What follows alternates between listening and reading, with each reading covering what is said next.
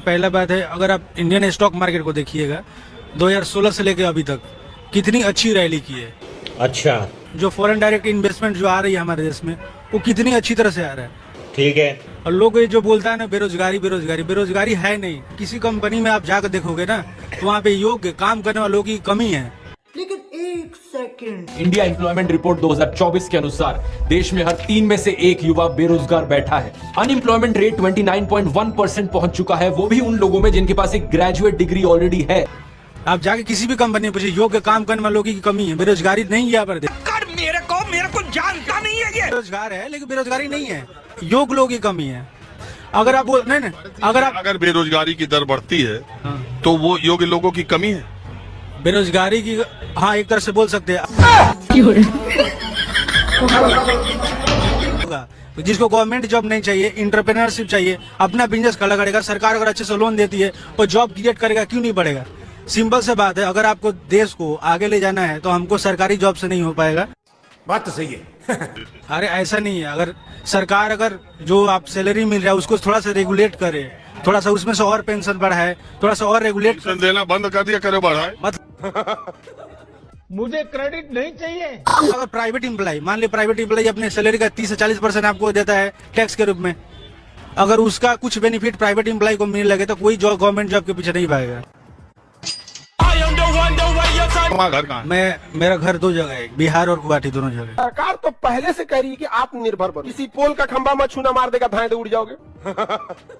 पटना में पानी लगल रहे तो संभल के चलना, कौन सा बेसमेंट का गटर खुला रहेगा, धाए घप दे चल जाओगे अंदर, मर जाओगे, काम खत्म। कि बिहार में किसी पुल के ऊपर से जाना तो भी सावधान, धड़ाक दे नीचे आओगे, नीचे से जाना तो भी सावधान, चपाक से नीचे गिरेगा। अपनी सुरक्षा स्वयं करो, क्योंकि तुम्हें पता है कि हमें क्या बनना है, आत्मनिर्भर। अरे बड़े खतरनाक लोग हैं।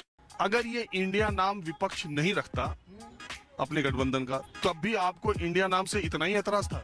नहीं इतना कि ये नाम में क्या रखा है और क्या वास्तव में इंडिया नाम रख देने से विपक्ष प्रधानमंत्री मोदी को घेरने में कामयाब हो पाएगा? इंडिया नाम पहली बात तो रखना ही नहीं चाहिए था, मैं आपको बताऊं, क्योंकि इंडिया तो वैसे तो ये अंग्रेजों का दिया हुआ नाम है। इंडिया कोई हमारा भारत, हम तो भारतवर्ष कहते थे शुरू से ही।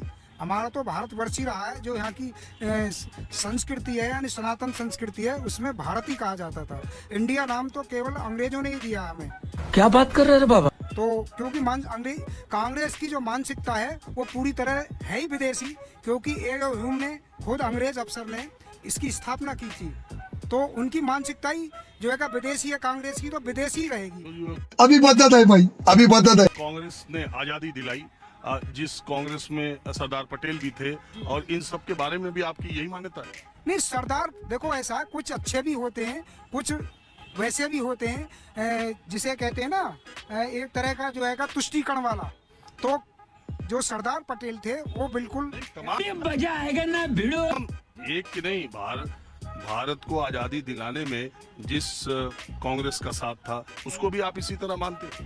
नहीं, हम सबको नहीं मानते। हम जिन्होंने आजादी दी है, ये सरदार पटेल ने काफी अच्छा काम किया। ये जो राष्ट्रपति अभी रहती हैं, जिस आवास में गृह मंत्री जहाँ बैठते हैं, वित्त मंत्री जहाँ बैठते हैं, विदेश मंत्री जहाँ बैठते हैं, ये सारी बिल्डिंग अंग्रेजों ने बनाई। जी जी, जुम करो। बिल्कुल बनाई है। जब हम गुलामी की दास्तां में जकड़े हुए थे तो वही बनाते भाई, उन्होंने बनाई है, इसमें तो कोई संदेह है ही नहीं। परंतु जब वो हमारे टैक्स का पैसा जब लूट के ले गए तो इतना भी काम नहीं करते भाई। 10% लगाया और 90% को लूट। एक बात मानिए कि अगर ये एक मिनट, अगर आप एक बात मानिए, अगर ये इंडिया नाम विपक्ष नहीं रखता अपने गठबंधन का, तब भी आपको इंडिया नाम से इतना ही एतराज था? नहीं, इतना शुरू से ही है। मैं तो सही बताऊं, इंडिया होना ही नहीं चाहिए, नाम इसका भारत होना चाहिए। पहले से ही ये था या इनके रख लेने से ज्यादा आपका मिजाज खराब हो? मिजाज खराब मेरा शुरू से ही है, क्योंकि इंडिया होना ही नहीं चाहिए, भारत ही होना चाहिए। मार गए जी। मैंने ऐसे लोगों को देखा है कि पिछवाड़ा फटा है, कच्छे में टाके लगे हैं, मोदी मोदी। हमारे यहाँ ऐसा ही होता है। 70 साल में कांग्रेस ने क्या किया इस इंडिया में, क्या नहीं किया, वो सब जानते हैं। आप भी जानते हैं, मैं भी जानता हूँ और जनता भी जानती दो है। तरह के लोग हैं, कहते हैं कि कुछ नहीं किया, खाली खाया, और कुछ लोग कहते हैं कि जो किया नींव उसी ने मजबूत किया। आप क्या कहते हो, किस तरह वाले आप? आने का सवाल तो मैं नहीं उठाऊंगा किसी तरह से, पर जो है ना, जो उनके कारनामे हैं वो जनता सारी जानती है। कोई ऐसा आदमी नहीं है जो नहीं जानता हो। इंडिया में जो है ना, कोई ऐसी चीज नहीं थी जो बनती थी, एटॉमिक या कोई ऐसी पावर नहीं थी इंडिया में जो 70 साल में हुई हो। आज हिंदुस्तान जो है ना, वो चांद पर भी झंडे गाड़ रहा है। ये सब इधर ही 10 साल में हुआ, 14 से? ये 9 साल में हुआ है, 70 साल में क्या हुआ आज तक कोई भेजा है? आप भी ठीक करके देता हूँ। अच्छा एक बात बताओ, भारत में कोई अंतरिक्ष यात्री गया था? भारत के अंतरिक्ष में आज तक कोई नहीं गया। देखा आपने लापरवाही का नतीजा। ये चाचा बिल्कुल इन बहन जी की तरह अंधभक्ति में डूबा हुआ है। हम ये चंद्रयान पे गए थे, हम चंद्रयान पे गए। कैसे गए? हम रॉकेट द्वारा गए। अच्छा, हाँ, चंद्रयान लॉन्च हुआ तभी तो गया ना। साइंटिफिक एविडेंस किसके सरकार में हुआ? बीजेपी, कांग्रेस क्यों नहीं किया? रुको जरा, सबर करो। 2008 में पहला चंद्रयान कांग्रेस के टाइम पे गया था, क्या वो सफल नहीं हुआ था? इन्हें पता ही नहीं होगा। मैंने कहा ना, ये 2014 के बाद की पैदाइश वाले लोग हैं, इससे पहले का इन्हें कुछ नहीं पता। उसे कह दो कि रोटी नहीं हप्पा है तो वो कहेगा हाँ हप्पा है। ये पानी नहीं मम है तो ये मम है, बेटा ये हुआ है तो ये हुआ है। अब ये तो जो है ना, भारत के अंतरिक्ष में नहीं गया अभी भी आदमी। भारत ने जो अंतरिक्ष में भेजा है उसमें आज तक कोई आदमी नहीं गया। तो आप ये मानते हैं सब कुछ जो हुआ इधर ही 9 साल में हुआ, इसके पहले कुछ नहीं? मेरे हिसाब से तो कुछ नहीं हुआ। यहाँ पर सब चीज बाहर से आती थी, सब चीज बाहर से आती थी। इनको पता होगा तो ये खुद बता देंगे। अभी बताता है भाई। किसने बनाया? तो आपको पता ही नहीं है। हम बोल चुके हैं पहले कई बार बोल चुके हैं। अरे बाबू झूठ ना बोलो, पूरा देश सुन रहा है। आपका मजाक उड़ा रहे लोग। आप कह रहे 9 साल में कुछ हुआ, उससे पहले नंगे घूमते। एंटी बीजेपी है जो बोले थे। अरे आप सही कह रहे, भारत में अभी कहाँ अंतरिक्ष में कोई यात्री गया? मैं उत्तर प्रदेश का रहने वाला हूँ, लेकिन योगी ने बहुत अच्छा काम किया है। विपक्ष वाले इतना लूट रहे थे, कोई काम नहीं कर रहे थे। एटा में योगी सरकार के जमाने में कोई बड़ा काम हुआ तो बताइए। अभी तो कोई काम नहीं हुआ। पकड़ मेरे को जानता नहीं है। लेकिन आपके जिले में योगी सरकार का 6 साल में कोई प्रोजेक्ट नहीं आया? कोई प्रोजेक्ट नहीं है, उन्होंने बहुत अच्छा काम किया है। प्रधानमंत्री नरेंद्र मोदी ने कहा कि क्यों आज भी मुसलमान पंक्चर बना रहा है, क्यों वो बड़े बड़े काम नहीं कर पा रहा है। अच्छा, अलग अलग पिटिशंस आई हैं। मुझे आप बता सकते हैं कि कौन कौन वकील थे जो याचिका को प्रेजेंट कर रहे थे जजेस के सामने मुसलमानों के पक्ष की? पहला नाम बताइए, अभिषेक मनु सिंघवी। ये हिंदू है कि मुसलमान? बात तो सही है। लेकिन एक सेकंड, मैं यही तो कह रहा हूँ कि वोटिंग हुआ पार्लियामेंट में 288 के खिलाफ 232। क्या वो 232 जो है वो मुसलमान थे क्या? जो खिलाफ में आए 74% अगर बीजेपी के पक्ष में है, 74%। एक बात सुनिए मेरी बात, अपने हक की लड़ाई के लिए आपको नॉन मुस्लिम चाहिए, लेकिन हकमारी में अगर कोई नॉन मुस्लिम मैनेजमेंट में दाखिल कर दिया जाए तो आपको नहीं चाहिए। मैं सिर्फ आपके तर्क पर तर्क डाल रही हूं। बहन डर गई। अरे भाई आप बोलने नहीं दे रही। नहीं, मैं बोलने दूंगी अजीज भाई, सिर्फ अपनी बात रख रही हूं। आप बोलिए, मुझे कोई दिक्कत नहीं है। 232 288 के अगेंस्ट अगर आया हुआ है, माइनर फर्क है, माइनर 24% का फर्क है। वो कौन लोग हैं? वो हिंदू भाई भी है जो चाहते हैं इस मुल्क में कि आपसी भाईचारा हो। ये बड़ी अच्छी बात कही है। खाली मुस्लिम पंचर बनाता है। अरे इस मुस्लिम में, इस देश में मुसलमानों ने अपनी जान की कुर्बानी दी है, खाली पंचर नहीं बनाया है। क्या आप जानते हैं कि अंग्रेजों भारत छोड़ो का नारा देने वाला शख्स एक मुसलमान था? मुंबई में पैदा होने वाले यूसुफ मेहर अली ने ही 1942 में सबसे पहले इस नारे का प्रयोग किया। साइमन गो बैक का नारा भी यूसुफ मेहर अली ने दिया था। सहयोग आंदोलन में मुसलमानों ने बढ़ चढ़ कर हिस्सा लिया। भारत के सबसे बड़े शुगर व्यापारी हाजी सबू सिद्दीक ने अपनी शुगर फैक्ट्री पूरी तरह से बंद कर दी। ये फैक्ट्री इतनी बड़ी थी कि इसके जरिए बनाई गई शुगर पूरे इंग्लैंड में इस्तेमाल की जाती थी। बहुत कम लोग जानते हैं कि बाटा कंपनी भी मुसलमानों की थी, जिसे असहयोग आंदोलन के दौरान एक अंग्रेज ने खरीद लिया था। मुसलमानों ने ही भारत की आजादी के लिए पहली जंग लड़ी। मैसूर के सुल्तान हैदर अली और उसके बेटी टीपू भारत की आजादी के लिए शहीद होने वाले पहले शासक थे। मशहूर क्रांतिकारी अशफाकुल्लाह खान सबसे कम उम्र में फांसी पाने वाले भारत के पहले व्यक्ति थे। बहुत कम लोग जानते हैं कि जय हिंद का नारा एक मुसलमान आबिद हसन सफानी ने दिया था। ये नारा आज भी भारतीय सेना और शासकीय प्रणाली में सम्मान स्वरूप इस्तेमाल किया जाता है। तिरंगे का निर्माण करने वाली सुरैया तैयब जी भी एक मुसलमान थी। उन्होंने ही भारत के राष्ट्रीय ध्वज को वर्तमान रूप दिया था। मैंने ये नहीं कहा कि खाली पंक्चर बनाता है। ना मैंने ये नहीं कहा कि खाली पंक्चर नहीं बनाता।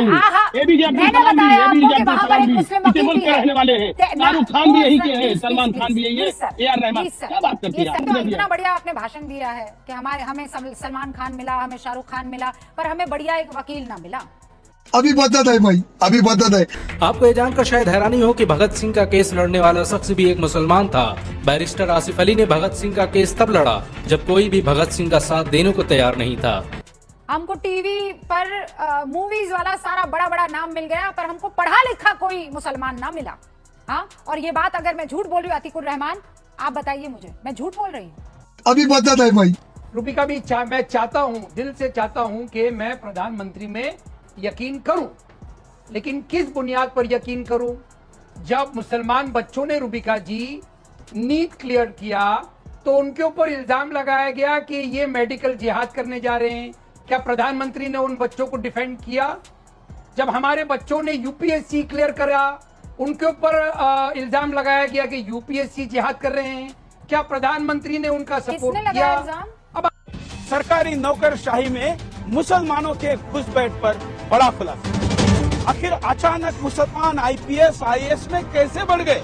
सबसे कठिन परीक्षा में सबसे ज्यादा मार्क्स और सबसे ज्यादा संख्या में पास होने का क्या है राज? सोचिए, जामिया के जिहादी अगर आपके जिलाधिकारी और हर मंत्रालय में सचिव होंगे तो क्या होगा? मौलाना साहब नाम बताइए, कौन है जिसने हमारे बच्चों को इस तरीके से कहा कि जिहाद कर रहे हैं? उठा ले रे देवा, उठा ले रे बाबा।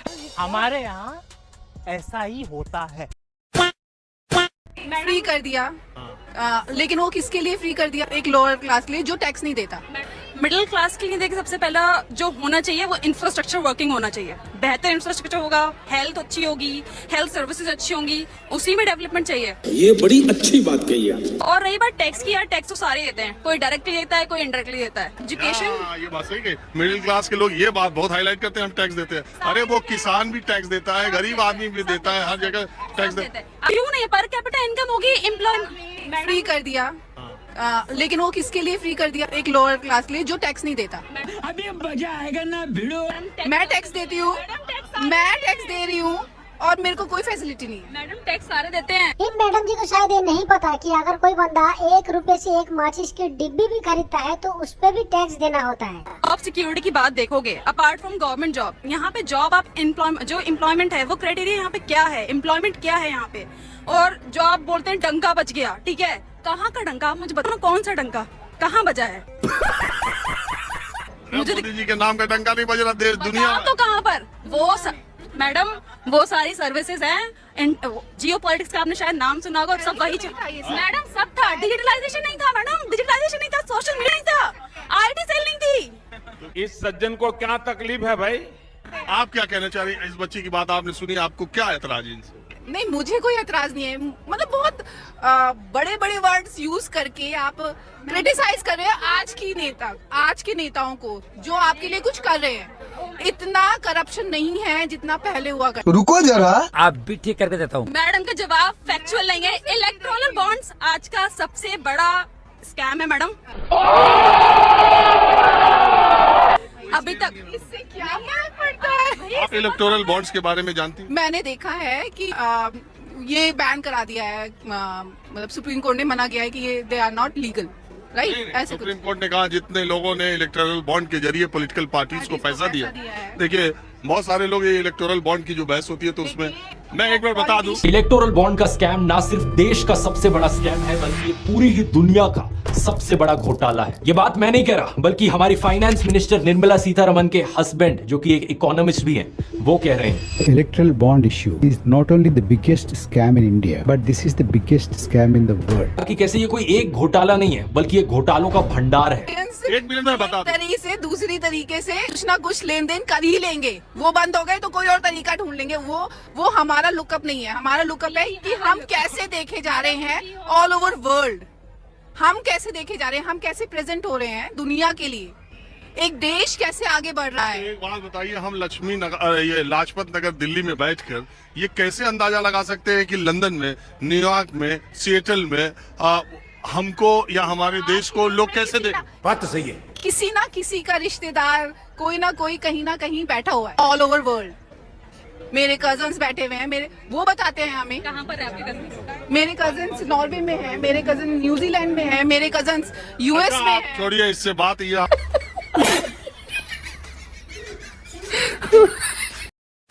मुख्यमंत्री योगी आदित्यनाथ ने कहा है कि आप लोग देश को कठमुल्लापन की तरफ लेकर जा रहे हैं। अच्छा, अभी बदत है भाई, अभी बदत है। राकेश पांडा जी, आपकी बड़ी कृपा होगी, पहले आप मुझे कठमुल्ला शब्द का अर्थ बता दें। कठमुल्ला शब्द का अर्थ क्या है, फिर मैं समझूं तो कुछ आगे बढ़ूं। अभी मजा आएगा ना भिड़ो। नहीं, आपकी पार्टी ने विरोध दर्ज कराया सर। आपकी पार्टी के एक नेता ने ये कह दिया है इस शब्द के बाद कि संत ही नहीं है योगी आदित्यनाथ। तो आप लोगों ने शायद इस पर पीएचडी करके रखी होगी, इसलिए मैं क्यों बताने जाऊं उसमें। मैं तो आपसे पूछ रहा हूँ, आप डिबेट कर रहे हैं उस विषय पे, तो मुझे कठमुल्ला शब्द का अर्थ बता दें। कठमुल्ला का अर्थ क्या है? तो आपकी पार्टी के नेता ने बिना सोचे फिर मैं आगे बोल बढ़ता हूँ, दिया। फिर मैं अपना जवाब दूंगा। कठमुल्ला शब्द का अर्थ कठमुल्लापन का मतलब नहीं पता था, बिना समझे बोल दिया। योगी के संत होने पर सवाल उठा दिया इसका मतलब। पहले आप ये बोलिए। ठीक है, अब आप मुझे ये तो बता दें, मैं आपको पार्टी से अलग हटके मैं आपसे पत्रकार होने के नाते, क्योंकि पत्रकार नहीं सर, वो मैं बताऊंगा। अगर आपको व्यक्तिगत तौर पर जानना है तो अलग से बात करेंगे। पहले आपकी पार्टी ने अगर रिएक्शन नहीं दिया होता, ये बात आप पूछते तो मुझे समझ में नहीं आता। लेकिन आपकी पार्टी ने रिएक्शन दिया है, इसलिए मैं अभी इसके एक्सप्लेनेशन में नहीं जाऊंगा। नहीं, आप मेरी बात सुन कम रहे हैं, गुस्सा ज्यादा हो रहे हैं। नहीं सर, मैं तो अपना ज्ञान बढ़ा रहा हूँ, आपको क्या दिक्कत है बताने में। देखिए, जिस विषय में आपने डिबेट आयोजित की है, तो कम से कम दर्शकों को ये तो पता होना चाहिए कि जिस शब्द पे आप डिबेट कर रहे हैं उसका अर्थ क्या है। बात तो सही है। ठीक, आप मुझे ये तो बता दें कठमुल्ला का अर्थ आप क्या समझते हैं सर, आप बताइए। भाई यहाँ पे क्या हो रहा भाई, ये कहाँ फंस गया भाई मैं। अच्छा, इसका मतलब आपको पता नहीं है। हमको कुछ नहीं पता। नहीं, मुझे बहुत पता है। इसका मतलब आपको पता नहीं, मुझे बहुत पता है। के अनुसार मेरे पता होने की चिंता मत करिए। भाई मेरी गलती है। नहीं मेरी गलती है। नहीं बाबा नहीं मेरी गलती है यार। नहीं भाई साहब मेरी गलती है। मेरी गलती है ना। एक राजनीतिक एक देश की एक बड़ी पार्टी आप है, सबसे बड़े सूबे में आपको सबसे ज्यादा सीटें मिल गई, और आप मुझसे किसी शब्द का अर्थ अच्छा, चलो मैं बता। तो सर ये बात समझ में नहीं आती। चलो मैं बताता हूँ। ये फंस गया। कठमुल्ला किसी धर्म विशेष से संबंधित शब्द नहीं है। कठमुल्ला का अर्थ है कट्टरवादी, ठीक, पाखंडी, अंधविश्वासी, ढोंगी, चाहे किसी भी धर्म में हो। ये क्या बात करता है यार। अगर आप स्वामी दयानंद का सत्यार्थ प्रकाश उठा के पढ़े, तो उन्होंने बार बार उसमें एक शब्द प्रयोग किया, पोप लीला। तो पोप लीला का मतलब स्वामी दयानंद का ये नहीं है कि पोप से संबंधित है, ईसाई धर्म से ही संबंधित है। जो वर्दी पहन के झूठे साधु संत बने घूमते हैं, ठगी करते हैं, उन्हें भी पोप लीला कहते हैं स्वामी दयानंद। गजब बेइज्जती है। स्वामी दयानंद ने ये भी लिखा है सत्यार्थ प्रकाश में कि कुछ पाखंडी लोग कहीं मिट्टी में उसके जमीन के नीचे मूर्ति गाड़ आते हैं शिव जी की, और फिर आके शोर मचा देते हैं कि शिव जी प्रकट हुए, शिव जी प्रकट हुए। तो पहली बात तो कठमुल्ला शब्द का अर्थ है कट्टर, अंधविश्वासी, पाखंडी। ऐसा नहीं हो सकता, कह दो कि ये झूठ है। हमारे यहाँ ऐसा ही होता है। आपका नाम क्या है? My name is Jitendra Lodhi. आप क्वेश्चन पूछ रहे हो तो मुझे अच्छा लगा। आप क्या कर रहे हो? मैं ग्रेजुएट हो चुका हूँ, कॉम्पिटिशन एग्जाम की तैयारी कर रहा हूँ। ठीक है। कहाँ पर? दिल्ली में। किस कंपटीशन? जैसे ग्रुप डी के एग्जाम निकले हैं, अभी वैकेंसी आई है, पेपर होने वाला है, इस हफ्ते में हो जाएगा। समझ गया। कब ग्रेजुएट हुए थे? मैं ग्रेजुएट हो गया था 5-8 साल हो गए। 10 साल हो गए समझ लीजिए। ग्रेजुएट तो हो गया, मैं कॉम्पिटिशन की तैयारी कर रहा था, पेपर है मेरा। ग्रेजुएट कब हुए थे, किस सन में? अब आज से 10 साल पहले। उस सन क्या था? सन था 2016। 1 सेकंड। 2016 2013 रुको जरा। 13 में बैग आ गई थी, 16 में पास आउट हो गया था। यही मिलते हैं या हम ही को मिलते हैं यार? जन्म पत्री जन्म कब पैदा हुए थे? 1992 में। कितने साल के हो गए? मैं हो गया 33 साल का। 33 साल का। अब बताओ, 33 साल में आप ग्रेजुएशन करने के बाद फिर अभी तैयारी ही कर रहे हो? हाँ, तैयारी कर रहा हूँ। अभी मजा आएगा ना भिड़ो। क्या बोलना चाह रहे हो, किस विषय पर बोलना? जैसे आप रिपोर्टिंग करते हो, लोगों से राय लेते हो, तो वही मैं सोच रहा था कि आप रिपोर्टर हो तो मेरे से कोई क्वेश्चन पूछ रहे हो तो मुझे खुशी हुई आपसे बात करने में, और कोई दिक्कत वो बात नहीं। तो क्या पूछूं, बताओ। कुछ भी पूछ सकते हो कि क्या चल रहा है देश में, ऐसे पूछ लिया। तो बताओ क्या माहौल है देश का माहौल ऐसा है, अभी मोदी बिहार में चुनाव है, मेन मुद्दा ये बिहार में चुनाव है। तो बिहार में कौन सी पार्टी जीतेगी इस बारे में पूछते तो मैं बता देता कि I support Narendra Modi, I support BJP. वैसे हमको लग गया। हाँ, वैसे नेक टू नेक मुकाबला है। वैसे उनकी रीजनल पार्टियां भी हैं, जो काफी अच्छी स्ट्रॉन्ग पार्टियां हैं, जैसे कांग्रेस हो गई, आरजेडी हो गई है, नीतीश कुमार की पार्टी हो गई, एनडीए। बीजेपी को सपोर्ट और नरेंद्र मोदी जी को समर्थन आपको किस वजह से? क्योंकि एक तो मैं हिंदू हूँ। हमको शुरू से ही आपके बातचीत और ज्ञान के उससे लग रहा था कि आप यहाँ आएंगे। तो बिहार के चुनाव के बारे में आपकी क्या राय है? आपको यहाँ से बिहार का चुनाव कैसा दिख रहा है? बिहार का चुनाव ऐसा लग रहा है कांटे की टक्कर बोलते हैं हिंदी वर्ड में, ऐसा बोलना वर्डिंग दे रहा हूँ, ये वर्डिंग किसी को अच्छी लगे, कांटे की टक्कर है। जैसे कि आया वहाँ SIR का मुद्दा जो मतदाता पहचान वाला है, वो जान रहे हो आप? आप जान रहे हैं कि वोटर लिस्ट से नाम कटाए जा रहे हैं, डाले जा रहे हैं, ये बात आ रही है साहब? क्या बात कर रहे हैं बाबा? अरे हाँ, ये हो सकता है ये, लेकिन ये उनके हाथ में, जैसे कि मेरे रिश्तेदार को आ गए घर पे बोले हमें भी वोटर लिस्ट में डाल दिए नाम। हाँ, ये उनका पर्सनल मैटर है, हमारा कोई लेना देना नहीं इस चीज से, लेकिन ये मुद्दा आ रहा है सामने। बिहार के 4 जिलों का नाम जानते हो? बिहार के 4 जिलों का? बिहार हमको नहीं पता। पटना, एक पटना फेमस है बिहार में। रहा यूपी का हूँ मैं, तो यूपी के जिले जानता हूँ, बिहार में पटना फेमस है। अरे भैया आगे बढ़ ले। एक तो जानता हूँ, 4 जिलों याद नहीं आ रहे, पटना का नाम याद आया, मैंने बता दिया आपको। कौन है ये लोग? लेकिन ये मालूम है कि लड़ाई तगड़ी होगी वहाँ के चुनाव में। बस ठीक। कितने तेजस्वी लोग हैं हमारे पास, कितने शानदार विचार रखते हैं जी। नहीं सोचे मत, हमारे यहाँ ऐसा ही होता है। क्या आप, हम तो नेतागिरी की बात कर रहे हैं, चुनाव की बात कर रहे हैं। तो ये चुनाव में भी तो शामिल है सर। कैसा? ये हर लोग चुनाव धर्म के आधार पे होना चाहिए।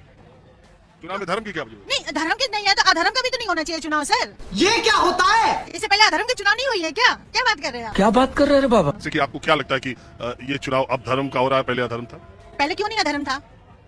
पहले हम राम के नाम लेते समय डरते थे अपने गली मोहल्ले में। मैं कब हो गया ये? आज हम कहते हैं हर हर महादेव। कौन डरता था राम? अरे बहुत जगह हुआ सर, क्या बात कर रहे हैं आप? यूपी से लेके बिहार से लेके दिल्ली तक ही देखिए ना। कंट्रोल।